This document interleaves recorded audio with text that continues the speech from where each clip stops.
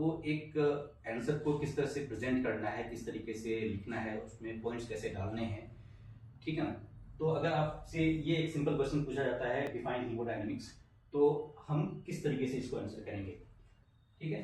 Haemodynamics is study of blood flow and the forces and physical factors, जैसे pressure यानी जो blood का pressure है, और रेजिस्टेंस मतलब जो ब्लड के फ्लो होने में रेजिस्टेंस फील होता है वो चीज, देन किस वेलोसिटी से वो ब्लड का फ्लो है, और फ्लो रेट क्या है, मतलब एक यूनिट टाइम में कितना ब्लड एक पर्टिकुलर वेसल से फ्लो करता है वो चीज। तो ये जो सारे फैक्टर्स हैं, pressure, resistance, velocity and flow rate, इसको हम लोग हीमोडायनेमिक्स में स्टडी करते हैं, ठीक है ना। अब ये जो फिजिकल फैक्टर्स हैं या जो फोर्सेस हैं, ये क्या करते हैं, they govern the movement of blood through the circulatory system.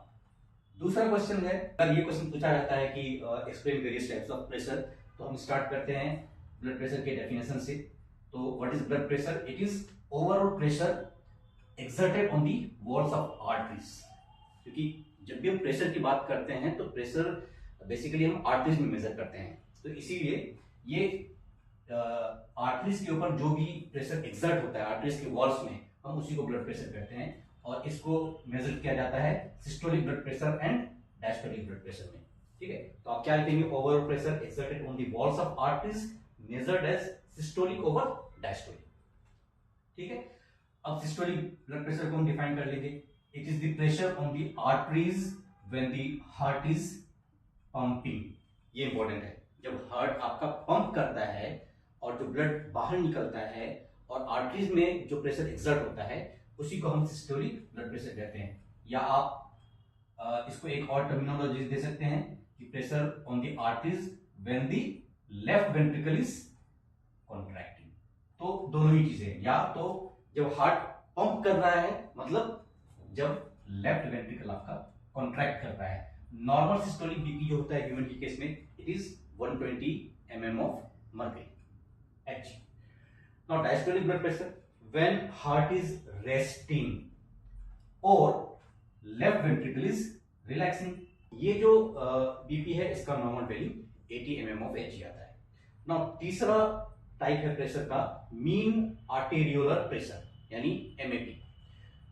क्या होता है ये MAP is average pressure in the arteries over one complete cardiac cycle. जो कार्डियक साइकिल है 0.8 सेकेंड का, उस 0.8 सेकेंड में एवरेज प्रेशर कितना मेजर किया गया आर्टरीज के अंदर।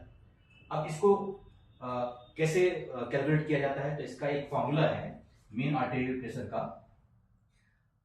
Diastolic blood pressure plus 1/3 of pulse pressure. Now what is pulse pressure? Pulse pressure is nothing but difference of systolic and diastolic breath, ठीक है। तो फॉर्मूला में क्या लग जाएगा, डायस्टोलिक बीपी हमें पता होना चाहिए कितना है, ठीक है। और पल्स प्रेशर को निकालने का तरीका क्या है कि आप इसको निकाल सकते हैं systolic BP minus diastolic BP. Normal value जो होती है मीन आर्टेरियल प्रेशर की, जो नॉर्मल वैल्यू होती है, it should range between 70 to 100 mm of Hg। ये एक नॉर्मल वैल्यू है। और इस वैल्यू के अंदर जो ब्लड का परफ्यूजन है, यानी ब्लड के अंदर जो ऑक्सीजन है, जो न्यूट्रिएंट्स हैं, वो जो सराउंडिंग टिश्यूज में परफ्यूज करके जाती हैं, तो उस परफ्यूजन के लिए इतना प्रेशर का मेंटेन होना जरूरी है। अगर ये प्रेशर 60 से कम हो गया, लेस देन 60, तो जो परफ्यूजन है न्यूट्रिएंट्स का या ऑक्सीजन का सराउंडिंग टिश्यूज में, सेल्स में, वो कम हो जाएगा, जिससे कि ऑर्गन्स डैमेज हो सकते हैं, है ना। तो जो ऑर्गन डैमेज है वो less than 60 mm of Hg के केस में होगा। जबकि अगर यही मीन आर्टेरियल प्रेशर 100 से ज्यादा होने लगे तो इसका मतलब होता है कि हाइपरटेंशन का केस है। और दूसरा प्रेशर होता है आर्टेरियल प्रेशर। आर्टेरियल प्रेशर जो होता है हमेशा हाई होता है, हाई इन द सेंस कि it should be in the range of 120 mm of Hg, but 120 mm of Hg is as compared to venous pressure ये थोड़ा सा हाई होता है ना। ये जो आर्टेरियल प्रेशर होता है आर्टरीज के अंदर होता है, और ये प्रेशर क्यों होता है? Due to pumping action of the heart. जबकि जो वेनस प्रेशर होता है ये लो होता है। है ना, somewhere around between 20 to 25 mm of Hg। और ये जो लो प्रेशर है, इसका सिग्निफिकेंस क्या है? It allows for Venus return of the blood towards the heart. The last one is central venous pressure. ये प्रेशर है जो कि लार्जर वेन्स में होता है ना, वो larger veins which is near to the heart. Fine. और इसका सिग्निफिकेंस क्या है? It is important for monitoring fluid status. So जो हमारा क्वेश्चन नंबर 2 था कि ब्लड प्रेशर के टाइप्स क्या होते हैं, तो ये इतने सारे टाइप्स हो गए: systolic, diastolic, mean arterial pressure, venous pressure and central venous pressure. Then we will be talking about ECG. सबसे पहले हम ईसीजी का फुल फॉर्म लिख देंगे, यानी इलेक्ट्रोकार्डियोग्राम। ठीक है। और ईसीजी जो इलेक्ट्रोकार्डियोग्राम होता है, इसको करने का जो प्रोसेस होता है उसको कहते हैं इलेक्ट्रोकार्डियोग्राफी। फाइन। तो इसको हम डिफाइन कर लेते हैं पहले। ECG is collective representation of several action potentials, यानी कार्डियक सेल्स के जो एक्शन पोटेंशियल जनरेट होते हैं उसको हम कलेक्टिवली एक साथ ईसीजी के फॉर्म में डेवलप करते हैं, उसको हम देख पाते हैं। तो ये जो एक्शन पोटेंशियल्स होते हैं, these are generated by cardiac cells. अब ईसीजी जो हम इस तरह से देखते हैं, इसका मतलब क्या होता है? इसका मतलब होता है कि ये एक टाइम साइकिल को बता रहा है, यानी पूरे एक कार्डियक साइकिल का टाइम, है ना। एक कार्डियक साइकिल का मतलब आपका एक बीट। ठीक है ना। अब ईसीजी के अलग अलग कंपोनेंट्स होते हैं। आप डायग्रामेटिकली ईसीजी को इस तरह से दिखा सकते हैं, है ना। इसमें एक पी वेव है, देन क्यूआरएस कॉम्प्लेक्स है और टी वेव है। ठीक है। तो ये जो डायग्राम बना, इसमें अलग अलग कंपोनेंट्स हैं। जैसे पी वेव। पी वेव क्या बताता है? ये बताता है कि जब इलेक्ट्रिकल स्टिमुलस एट्रिया के एरिया में जाता है तो वहां पर एट्रियल सेल्स को स्टिमुलेट कर देता है, यानी वो डिपोलराइज हो जाते हैं, उनमें कॉन्ट्रैक्शन आता है। तो उस कॉन्ट्रैक्शन की वजह से एक स्मॉल अपवार्ड वेव जनरेट होता है, जो पी वेव होता है। एट्रिया के डिपोलराइज होने के बाद जब वो इलेक्ट्रिकल स्टिमुलस आगे बढ़ता है, वेंट्रिकल के एरिया में आता है, तो वहां पर एक क्यूआरएस कॉम्प्लेक्स बनता है। ये क्यूआरएस कॉम्प्लेक्स जो होता है स्लाइटली डाउनवर्ड डिफ्लेक्शन से स्टार्ट होता है। आप यहां पर देख सकते हैं, थोड़ा सा वो नीचे की तरफ गया है।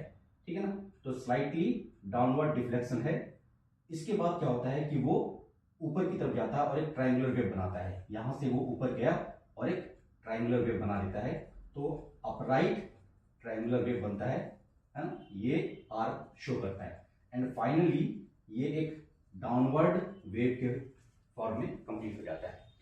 तो यहां पर आपका स्लाइटली डाउनवर्ड, फिर upward and then finally downward S wave बनता है। तो ये क्यूआरएस कॉम्प्लेक्स हो जाता है। ये जो क्यूआरएस कॉम्प्लेक्स है, इसका अगर आप सिग्निफिकेंस समझिएगा एक्शन पोटेंशियल के पॉइंट ऑफ व्यू से, तो इसमें होता क्या है कि ये क्यूआरएस कॉम्प्लेक्स वेंट्रिकुलर डिपोलराइजेशन को इंडिकेट करता है। वेंट्रिकुलर डिपोलराइजेशन जब आप एक्शन पोटेंशियल में देखेंगे तो फेज 0 होता है, फेज 1, 2, 3 और फेज 4। तो उसमें जो फेज 0 होता है वेंट्रिकुलर डिपोलराइजेशन बताता है, और एक स्ट्रेट लाइन ऊपर की तरफ जाता है, वो हम एक्शन पोटेंशियल में बात करेंगे। तो ये जो क्यूआरएस कॉम्प्लेक्स है, ये वेंट्रिकुलर डिपोलराइजेशन को बताता है, which is phase 0 in action potential. Fine. Then QRS complex के बाद एक टी वेव बनता है। तो ये जो टी वेव है, डिपोलराइजेशन के बाद जो रिपोलराइजेशन होता है वेंट्रिकल्स के अंदर, ठीक है, वो टी वेव के फॉर्म में आता है। ये जो वेंट्रिकुलर रिपोलराइजेशन है, ये एक्शन पोटेंशियल में आपको फेज 3 के फॉर्म में दिखेगा, जहां पर वो नीचे की तरफ आ रहा है। तो ये टी वेव होता है। और ये जो टी वेव होता है, it starts just before the ventricles are relaxing. ठीक है। तो जब वेंट्रिकल रिलैक्स होना शुरू होता है, उससे जस्ट पहले वेंट्रिकुलर रिपोलराइजेशन जो कि टी वेव के फॉर्म में आता है। नाउ अब ये जो PQRST है, इसमें हम लोग अलग अलग सेगमेंट दे सकते हैं। जैसे इस पॉइंट से लेकर के इस पॉइंट तक ये ST सेगमेंट है, जो आपका एक्शन पोटेंशियल में प्लेटो फेज को बताता है ना। प्लेटो फेज को हम लोग एक्शन पोटेंशियल में फेज 2 के नाम से जानते हैं। तो वेंट्रिकुलर डिपोलराइजेशन में उसके एक्शन पोटेंशियल में जो आप प्लेटो फेज देखते हैं, दैट इज फेज 2, वो ST सेगमेंट के फॉर्म में शो होता है। देन पी और आर के बीच का जो टाइम है, जो इंटरवल है, एक्चुअली ईसीजी में आपको ये जो कंपोनेंट्स दिख रहे हैं ये सब टाइम को बताते हैं, कितना इंटरवल होता है। तो सिमिलरली जो पी आर इंटरवल है ना, यहां से लेकर के यहां तक इस पॉइंट से, तो जो पी आर इंटरवल है ये क्या बताता है, it measures the time from the start of atrial depolarization to the start of ventricular depolarization. यानी जब एट्रियल डीपोलराइज हो रहा है, कॉन्टैक्ट हो रहा है, वहां से ये टाइम शुरू होता है और उसके बाद जब वेंट्रिकल डीपोलराइज होना शुरू करता है वहां तक के टाइम को। फाइन, तो ये पी आर इंटरवल होता है। देन आपका एक और सेगमेंट है क्यू से स्टार्ट होकर के टी तक का, ये क्यूटी सेगमेंट है। ये जो क्यूटी सेगमेंट है ये आपके कंप्लीट वेंट्रिकल के एक्शन पोटेंशियल को बताता है, जिसमें वेंट्रिकुलर डीपोलराइजेशन भी होता है, प्लेटियोफेज भी होता है, वेंट्रिकुलर डीपोलराइजेशन भी होता है। यानी डीपोलराइजेशन और रीपोलराइजेशन के बीच का जो कंप्लीट टाइम इंटरवल होता है वो आपका क्यूटी सेगमेंट होता है। अगर क्यूटी टाइम इंटरवल बढ़ गया है ना, नॉर्मल टाइम से क्यूटी टाइम इंटरवल बढ़ गया, जैसे क्यूटी टाइम इंटरवल है 0.36 सेकंड टू 0.44 सेकंड, अगर ये टाइम बढ़ जाता है तो इसका मतलब होता है कि कुछ प्रॉब्लम है, वो रीपोलराइज नहीं हो पा रहा है। डीपोलराइजेशन के बाद रीपोलराइज जल्दी नहीं हो पा रहा है, इसका मतलब दोबारा एक जो एक्शन पोटेंशियल के लिए रिचार्जिंग होनी है वो जल्दी नहीं हो पा रही है। तो ये प्रॉब्लम जनरली आपको टॉर्सिस डिपोइंटिस में देखने को मिलता है और कई दफे सडन कार्डियक डेथ के लिए रिस्पॉन्सिबल भी होता है। Question number 4, explain action potential. Graphical representation है इलेक्ट्रोफिजियोलॉजी का, to show the effect of voltage in producing an action by the cardiac cells. Now इसको हम ग्राफिकली दो अलग अलग ग्राफ में, दो अलग अलग डायग्राम की हेल्प से बता सकते हैं। जो ऊपर वाला एक्शन पोटेंशियल का ग्राफ है ये कंट्रैक्टाइल टिश्यूज के लिए होता है, से फॉर एग्जांपल एट्रियल मसल या वेंट्रिकुलर मसल।